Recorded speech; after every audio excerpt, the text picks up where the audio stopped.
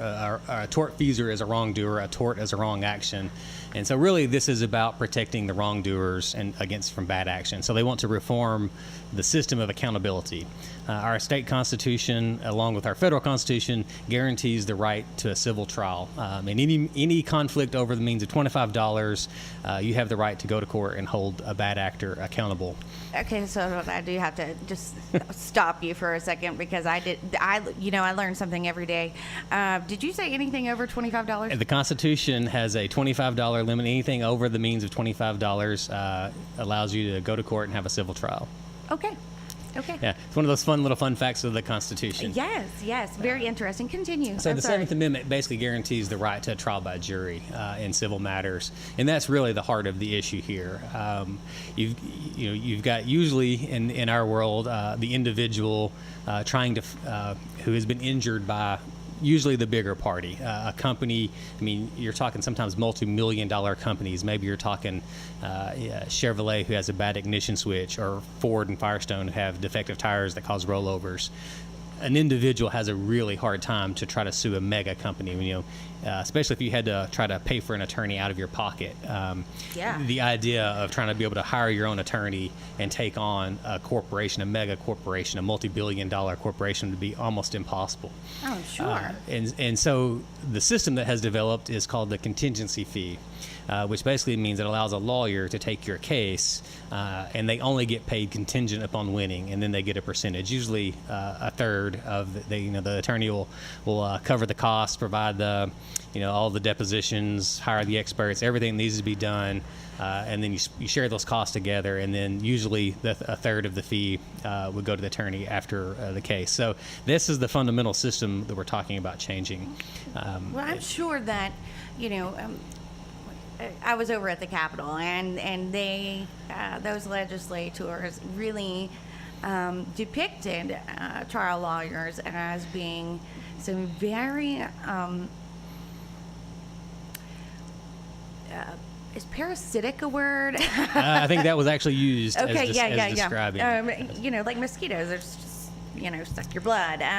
So that was the way a lot of legislators depicted you guys. When, in all actuality, Matt, I could only imagine that. And all I have to go off of is great crime movies. But to take on a large corporation and to have a lawsuit, and what those lawyers probably have to go through to gather all of those things, and to do it just contingent on winning, I'm sure that is a lot of work. I'm not a lawyer, and I'm really thankful for the trial lawyers, and I'm glad they do what they do. But the way in which they make a living is insane. It's nuts. They are taking money out of their pocket, investing into your case. Sometimes maybe $100,000 on a really complex case to get to trial, and if they lose, they lose the money as well. They lose everything. So it really is a very high risk kind of a gamble, if you will, on going to court. At the end of the day, 12 independent jurors are going to hear the facts and make a decision. And that's really all the trial lawyers want, is to make sure everybody has a fair day in court and has access to the court, where you have a judge who should be the referee of the game, calling the balls and the strikes, and then let the jury make the decision. Now, for our listeners, the people that are very pro SJR 8 or tort reform, leading up to November 2018, what we just talked about, that's what you're going to hear. That's the push, is the lawyers, they're just trying to take your money. They're just trying to take your money. However, I think that is this bill does so much more, that it is so detrimental to people. Tell us a little bit about what we, or those who are against this tort reform, what their message might be. Well, sure. The bill itself does a few things. One, it attacks that fundamental right to contract with an attorney for whatever you choose. And just like in any other profession, there's a top and a bottom. There's those who graduated top of the medical class and those at the bottom. Same in the lawyers. But right now, you have the choice to hire whichever attorney you want, and you get to negotiate the contract. And if you think you want to hire the best attorney in the world and you want to pay a higher rate, right now that's your choice. And this would limit that freedom of information, freedom to contract with however you see fit. We love negotiation. Yeah, it enters into, it stops negotiation. So now it would limit it to a third recovery only, which is typically the typical recovery. That's the typical fee split in the first place. But it would limit it that. So the legislators are trying to tell us, tell the public, tell the lawyers that this is how much you can get paid. Period. Correct. It's yes. That's interesting. Yes, it does sound, especially with our current legislature, who really likes the market rate to set the rates and the pricing. Everybody has the ability to go make money, but yet the government's going to tell this one little group of people what they can and can't charge, and more importantly, tell you that you can't hire the attorney you want. I think that's a big way, a fundamental way to look at this is your insurance company or Ford or Firestone, whoever the bad actor may be, they're going to have a team of lawyers, the best educated, dark suit wearing, a whole team full of lawyers. And first of all, I don't think many Arkansans would be able to afford that type of case if they had to pay for it out of pocket. So we use this contingency fee-based system, and now we're trying to limit your rights to contract with an attorney. And then this measure goes even further than that and says your recovery is limited. And it would allow a $500,000 maximum recovery for what's called non-economic damages, which is kind of a coin term from the Tort Reform Association group that's pushing this. And what they're attempting to say is, since they call it non-economic, is a damage that doesn't have a real monetary value. So there are certain things, say if, Jessica, you were injured by no fault of your own, you would have some things that could be calculatable. Let's give me like a concrete example. Let's take it, let's have a scenario that you can say, Jessica, I was injured driving a car by, some brand of car with faulty tires. Sure. Let's take that one out. Yeah, that'll work. Okay. So you're hurt pretty severely, and let's say you've got $100,000 worth of medical bills, and you're off work for 3 weeks.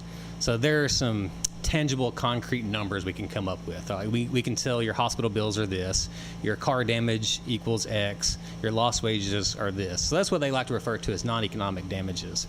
However, these things of non-economic damages are a little more untangible. Okay, so the other ones were economic. Yeah, economic damage. So those are like your bills, your wages, yes, things I can calculate on a calculator. Yes. Okay. They like to refer to these others as they're sort of somehow special. The fact that, maybe you're now living in chronic pain every day of your life. That may never go away. Maybe I'm paralyzed. Maybe you're paralyzed. Maybe you no longer have the use of your arms or your legs. Surely not being able to hug your child has a value. Surely it has a value. But we, society, the way we pick that is let a jury of 12 individual people hear all of the facts about you, your life, what happened to you, and decide what's fair.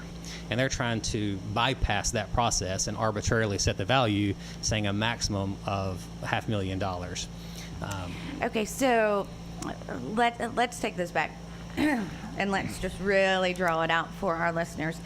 So what they're saying, if this passes and I was driving car A and it had faulty tires, I had a blowout, car flipped, threw me from, I'm giving y'all a lot of details that don't exist, but I flipped out and I spent 3 weeks in the hospital. I'm now paralyzed from the waist down. They're saying that they would cover my wages that were, I missed. That a jury would award. So there still has to be a jury awarding any damages, period. Any. Okay. So they're setting a limit on what the jury may award. Okay. So my medical bills will be covered wages, whatnot. Here I am, paralyzed for the rest of my life. And the most I would be able to sue for would be $500,000. That's right. In the, so assuming deduct the economic damages, and then anything else would be $500,000. So basically, they're setting a limit at $500,000. So actually, let's take it a step. Wow. Let's take that a step further, and let's say in this this car wreck, due to these are faulty tires that were known to the company to be faulty. And this wasn't just a bad tire. This was a known problem that would have had to meet the standards to say, yes, you knew you had a dangerous product and should have fixed it. So should clarify that. But now that that's the case, let's say you've passed away. Let's say the car wreck was so bad it killed you. Your life, the value of your life is a non-economic damage. So it'd be capped at $500,000. Wow. Okay, and let me just say, that is horrible in and of itself. But there's a thought that just popped into my head that I have to ask. If this horrible, in my opinion, horrible ballot initiative passed, and it was capped at $500,000. That's all anyone could get. And y'all are limited to how much you can get. This is going into our Constitution, correct? Right. This would be rewriting the Arkansas State Constitution. And let's be honest. Is there any room for cost of living inflation? I know that's a horrible question, but at the same time, $500,000, in 2017 won't get you too far. But think about $500,000 in 2025. I mean, that's probably going to be significantly different. It's a really good point. This SJR 8 does allow for that, but it allows the General Assembly to make adjustments. So the General Assembly could increase it, but it requires a 2/3 vote of the General Assembly to get it. Now, however, it only took 50%, a simple majority, to pass this out to the people to vote on, but to increase the amount, for a cost of living adjustment would require a 2/3 vote. And you would have to wait, it's every other year. Yeah, until it have to be a regular General Assembly. And let me tell the listeners that to acquire 2/3 vote from a General Assembly, whether you have the majority or not, can prove to be difficult, I think. Yeah, it's hard to get 2/3 of the General Assembly to agree what day of the week it is. Yeah. So, wow. I mean... okay, so that answered my question, but that's horrible in and of itself. But let's just talk about this $500,000 cap, and I couldn't. I'm almost speechless, Matt.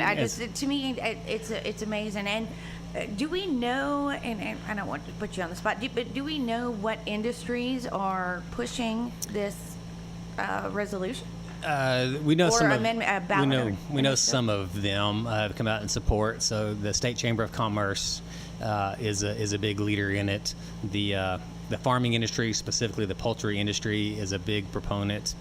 I think it goes without saying the insurance companies are the real ones. They're the ones who are usually paying out awards. I think they're actively involved, but not out front, and as others. And then the trucking industry, who obviously has lots of big rigs on the roads, and if they're not careful, can hurt people pretty severely. And then the nursing, fatalities. The corporate nursing home owners are a big funder of this as well. Wow.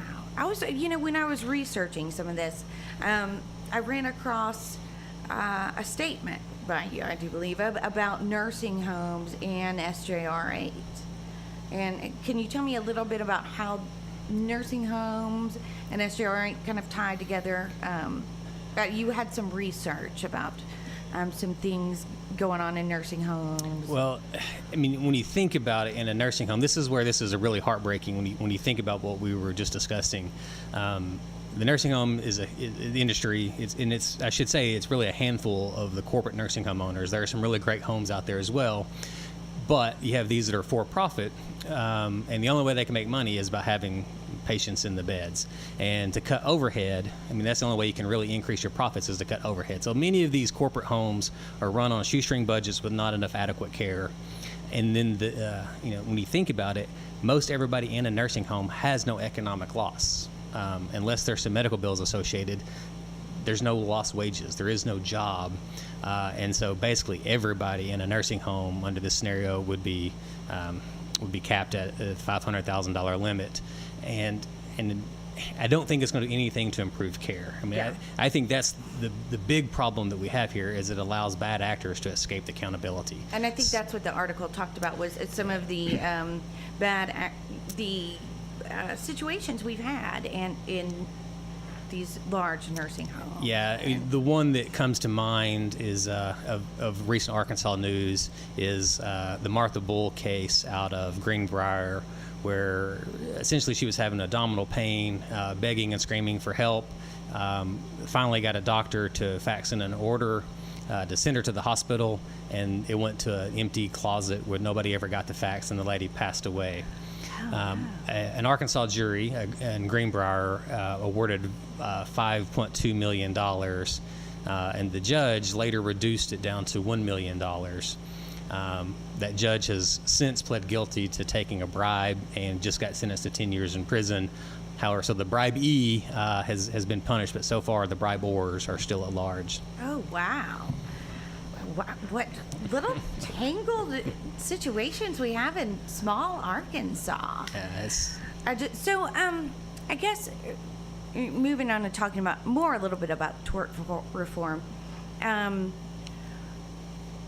How did this all come about? And I mean, I know that there have been battles and battles and battles about lawsuits. How did this all start? Well, there's a much bigger national history picture to look at. But in Arkansas, really, you can go back to the 2001, 2003 is when this effort first started. 2001, there was an attempt by the nursing homes as well as the business community to try to pass some form of legal reforms. In 2003, they were successful in passing them. And at that time, it set $1 million cap on what is called punitive damages, which this new proposal would now set at $500,000 as well. A punitive damage award is one when the egregious is so bad. So we've talked about our economic damages or non-economic damages. This is crash course law. that would set you back to being made whole. The goal of the law is to make you as financially whole as possible pre-accident, and that's what that would allow for. And the law now allows for if the action is so bad, so egregious that a jury can punish punitively the bad actor as well, so they can take another amount of money on top of what's. Okay, let's give our listeners tell me, and I don't agree. Tell me, give me an example of so egregious that punitive damages could be awarded. I'll use in the nursing home example as well. We've heard of cases and seen documentation where really abusive, complete neglect, where bed sores have become the size of a basketball. Really terrible things. We've seen patients die of strangulations in nursing homes, and then they try to manipulate the facts to cover up that it was a strangling. And I know this is a little graphic, but we've seen one case where a feeding tube had come out of a patient and essentially had ants crawling in and out of the feeding tube for a couple of weeks before anybody noticed. Those are the type of things that are so bad, so egregious, that a jury may want to say, we want to make sure that you never do this again, and anybody else who's taking care of our elderly never makes the same mistake. Absolutely. I hope y'all guys all understand egregious acts now. I think I have a good idea. So some of these are really, really bad. Now, punitive damages are very rarely awarded, but in 2003, they did put a cap on those of $1 million, as well as some what I would call legal procedures, which venue, basically which jurisdiction you're in. In a medical malpractice, you need to have a doctor sign an affidavit that says this case is legitimate. Some of those type things were not quite as bad, and may have helped provide some clarity in the law. Over the years, the Supreme Court has ruled most of that 2003 Act unconstitutional on the grounds that the General Assembly doesn't have the separation of powers. So the General Assembly doesn't have the authority to tell the court how to conduct their business. The court makes up its own rules, the legislative branch makes up its rules, and the executive branch makes up their rules as well. I'm going to have to write that down and remind myself that we could have a whole, month probably of separation of powers in separating the assembly from the court system. And this current SJR 8 bill goes even a step further in not only capping the non-economic damages and the punitive damages, but also removes the rulemaking authority from the courts and places it in the hands of the lobbyists over at the General Assembly. So in other words, the General Assembly should pass the laws, and then the court decides how to interpret them. So now the General Assembly won't say, here's our law that we're passing, and here's how you must interpret our law. They want complete authority over the court system as well. I just think that's dangerous. And, I think that we have, to make it present day, folks, if you've watched the news, I think that you can see where, politicians crossing the line into courts with our commander-in-chief often questioning our Supreme Court or federal judges or things like that. It becomes dangerous, I think, in upholding our justice system. And I think our forefathers in drafting our Constitution realized the limitations of man and set so many checks and balances and guards against the power. As a matter of fact, in Federalist Paper 51, they warn that the legislative branch will always be able to strip power from the other two just by passing new laws. Therefore, we should divide the House and the Senate into two separate bodies, and further restrictions may need apply. Our forefathers foresaw this grab of power and to try to place everything in the Constitution, the framework, to protect us from it. Well, now they're just trying to change the Constitution and the framework. Wow. I would say that to our listeners, I hope you guys have taken some of this in, and we've got a whole year and 5 months to talk about this before you have to vote on it, but it's coming, and I think the more you know about it, the better. And I witnessed some of the testimony over at the Capitol about this bill and getting it out, and it definitely does not favor, and favor not anyone, if that makes any sense. It doesn't give a level playing ground. To cap someone's damages and to put a price tag, on some of these things that happen, and such a low price tag, to be perfectly honest. And then to say, lawyers, put it in our Constitution that lawyers are only allowed to enter into contract under these terms is utterly ridiculous. Why don't we do that for every industry? Why don't we put in the Constitution something about lobbyists and how much they can make, over there at the state capitol? I think that would probably get a lot of attention. Let's be honest, lawyers are not easy to love. Anytime something bad in your life happens, the likelihood there's probably going to be a lawyer. If somebody has passed away, there's likely a lawyer. If somebody's done something wrong, they're being sued, there's a lawyer. If there's a divorce, there's probably a lawyer. If you've been arrested, there's a lawyer. Right? Bad things happen, you call lawyers. It's easy to make them a bad guy. But in reality, they are one of the few that can represent us, we the people, against our own government. And our forefathers were really very crafty, I think, in the way they crafted our Constitution. And they really gave us, I think, 3 spots to hold our government accountable to the principle stated in the Constitution. The first is direct democracy and voting, right? We get to elect the politicians we like, and if they break their word and don't follow what the Constitution says, then we get to use our second one, which is take them to court.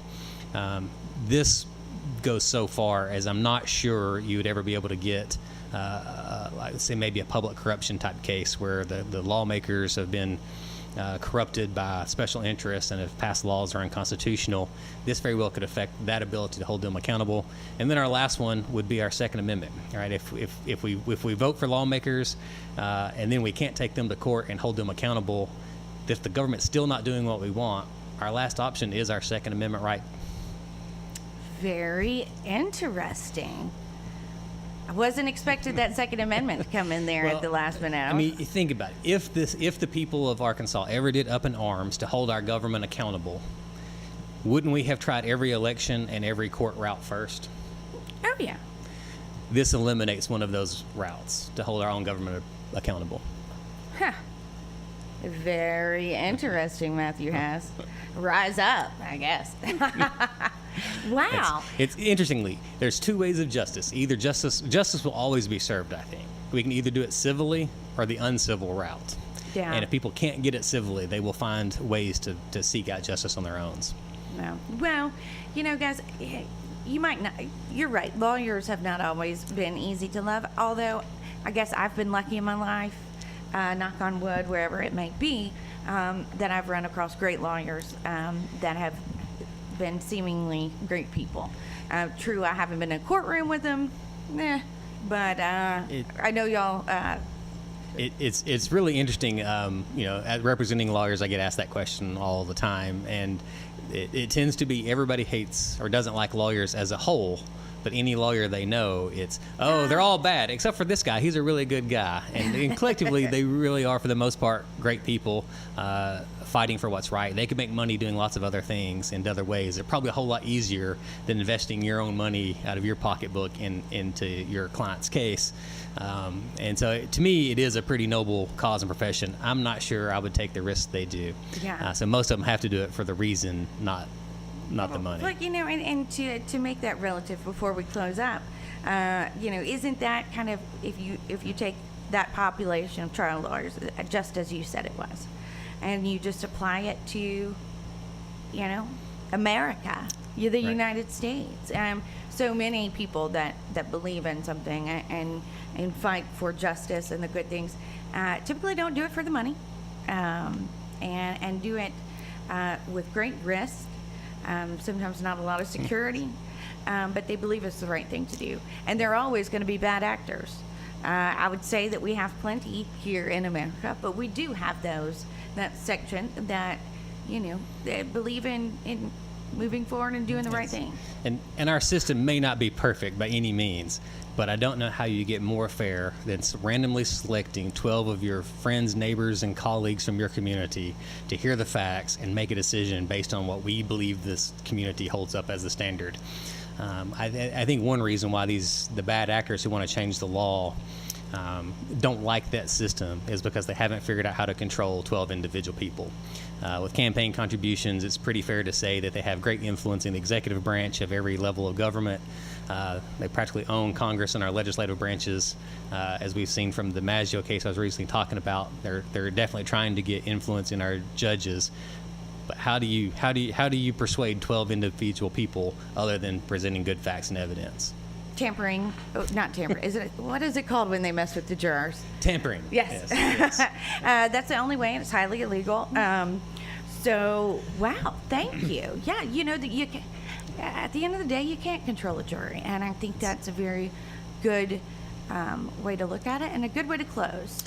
I'm going to thank you again, Matt Haas of Outlaw, for coming with and joining us. Guys, he'll probably be on here again. Lawyers like to speak.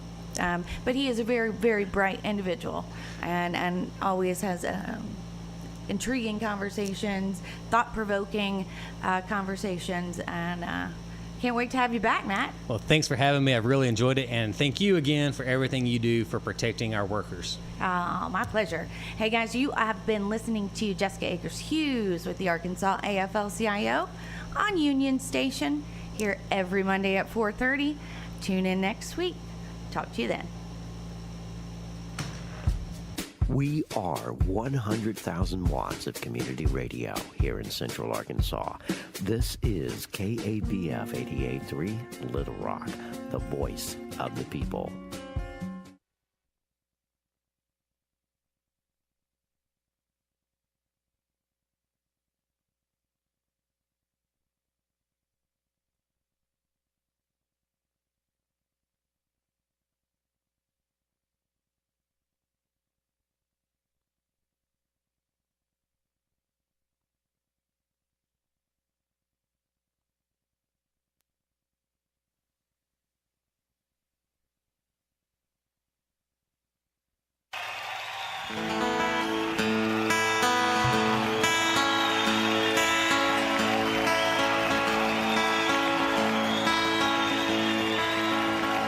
I sing songs about Texas.